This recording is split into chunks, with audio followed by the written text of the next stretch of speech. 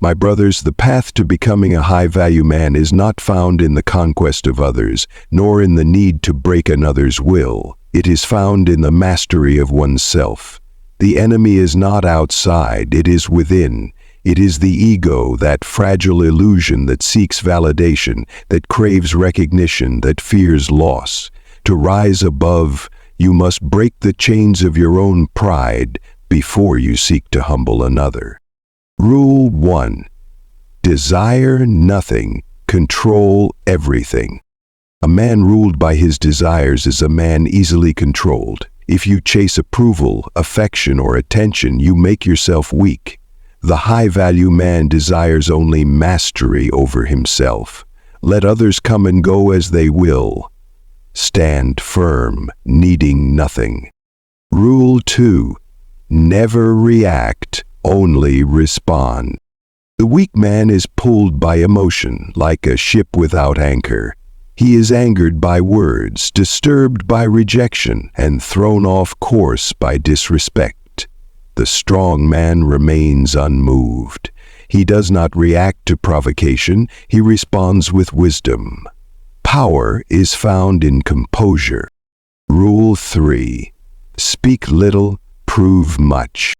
Words are the weapon of the weak, action is the weapon of the strong. Do not explain yourself, do not argue, do not beg. A man of value lets his presence, his discipline, and his results speak for him. To break the ego of another, master the ego within. Rule 4. Accept loss without fear. The ego fears loss because it is attached to things it cannot keep. Status, attention, admiration. The wise man knows that nothing is truly his except his own character. He does not fear being left, being forgotten, or being overlooked.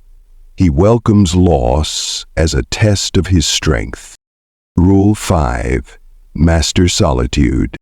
A man who cannot be alone is a man who does not know himself.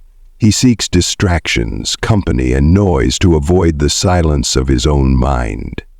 A high-value man walks alone not because he must, but because he can. His value is not in who surrounds him, but in who he has become. Rule 6. Walk away without regret. Attachment is weakness. If a situation no longer serves you, if a person no longer respects you, leave. And when you do so without anger, without bitterness, without hesitation. The high-value man does not chase. He does not plead. He moves forward, never backward.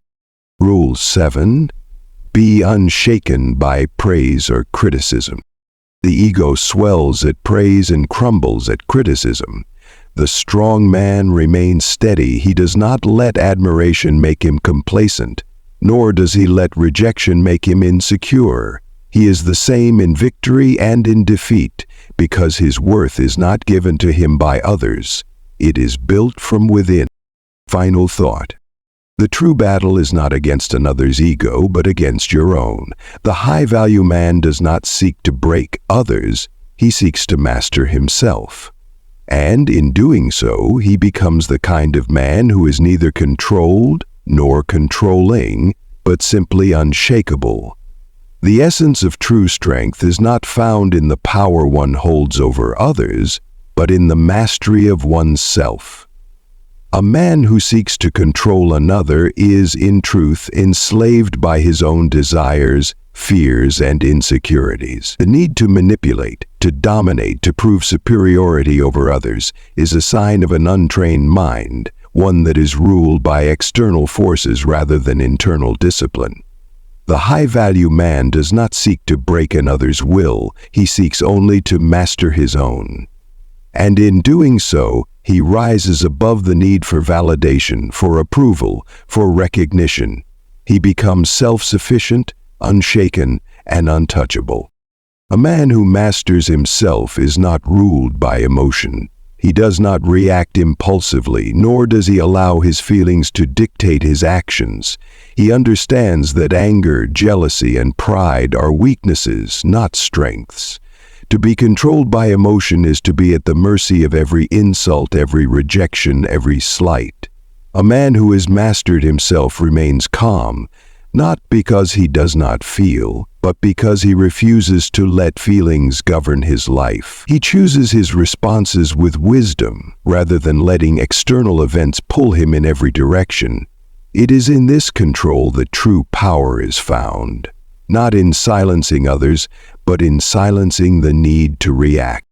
The weak man seeks validation from the world. He measures his worth by the attention he receives, the approval of those around him, and the status he holds in the eyes of others.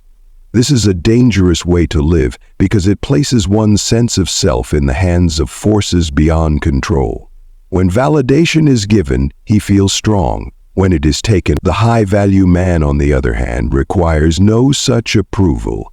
He defines his worth by his own standards, by the discipline he upholds, by the principles he refuses to compromise. He does not seek recognition because he does not need it. His strength is internal, built on the foundation of self-respect rather than external validation. To master oneself is to be independent of the opinions of others. A man who is swayed by praise and destroyed by criticism is a man without foundation. The ego is fragile when it depends on what others think. A man who lives for approval will always fear rejection. A man who fears rejection will always compromise himself to avoid it. But a man who has mastered himself remains steady, whether he is admired or ignored, praised or insulted. His actions are not dictated by public perception, but by personal integrity. This is why self-mastery is superior to control over others. A man who controls himself is free. A man who seeks to control others is still a prisoner of their reactions. Mastery of the self also means mastery of desire. The world is filled with distractions, pleasures that weaken the mind, temptations that erode discipline, and comforts that make men soft. A man who is ruled by his appetites is a man easily manipulated. He will chase what feels good rather than what is right. He will indulge rather than endure. The high-value man does not allow himself to be controlled by his urges. He disciplines his mind, his body, his habits. He does not seek temporary pleasure, he seeks lasting strength. He does not indulge in every craving because he understands that desire is a chain. To be free is to control oneself, to deny what weakens, to pursue what strengthens. A man who has mastered himself does not fear loss. Attachment is a weakness, whether it is to material things, status, or people. The weak man clings to what he has because he believes his worth is tied to it. He fears losing wealth because he equates it with power. He fears losing status because he equates it with identity. He fears losing relationships because he equates them with validation.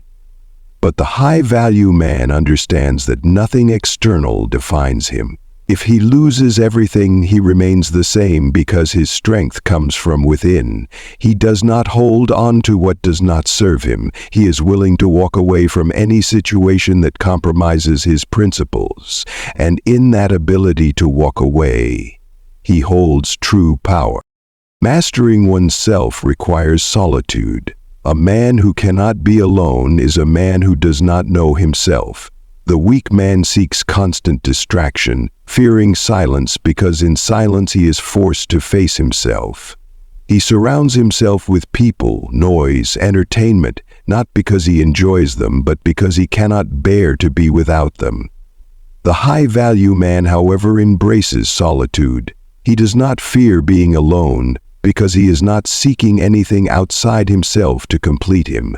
He uses solitude to reflect, to sharpen his mind, to cultivate his inner world.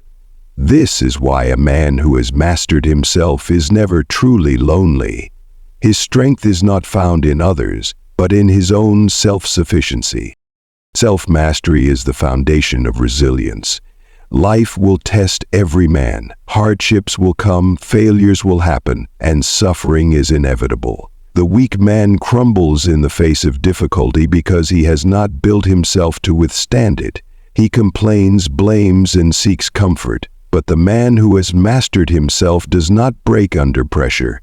He endures. He does not waste energy lamenting what he cannot change. He does not resist hardship. He embraces it as a forge for his character. To master oneself is to welcome challenge, to grow stronger through struggle, and to remain unmoved by misfortune. The pursuit of self-mastery is endless. There is no final moment of arrival, no point at which one can say, "I have mastered myself completely." It is a lifelong discipline, a daily practice of refining the mind, sharpening the will, and strengthening the soul. The weak seek shortcuts.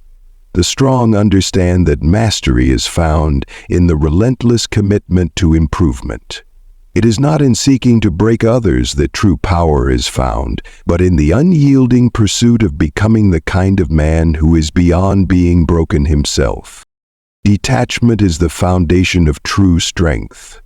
A man who is attached to anything outside himself is a man who is vulnerable, a man who can be controlled, a man who will suffer when what he clings to is taken away. The world is unpredictable, people are fickle, circumstances change without warning, and everything a man builds can be gone in an instant. If his sense of self is tied to these external things, status, relationships, wealth, validation, then he is not in control of himself. He is at the mercy of forces beyond him. A high-value man understands that attachment is a weakness because it gives power to everything except himself. Detachment, then, is the highest form of power because it means nothing outside oneself can dictate one's emotions, one's actions, or one's peace. A man who is attached to approval will always be a slave to others. He will adjust himself, his behavior, his words, and even his values to gain acceptance. He will hesitate to speak his mind if he fears it will make him unpopular. He will tolerate disrespect because he fears being abandoned. He will chase validation like a beggar seeking scraps, not realizing that in doing so, he has already diminished his worth. But the man who is detached from approval is untouchable. He says what he believes without fear. He acts according to his principles, not public opinion. He does not need others to agree with him because he does not need others to define him. Their praise does not inflate his ego, and their criticism does not shake his confidence. He remains steady, self-assured, and unwavering because his value is determined by himself alone. The same is true of attachment to relationships. Many men believe that their happiness, their fulfillment, their sense of worth is found in another person.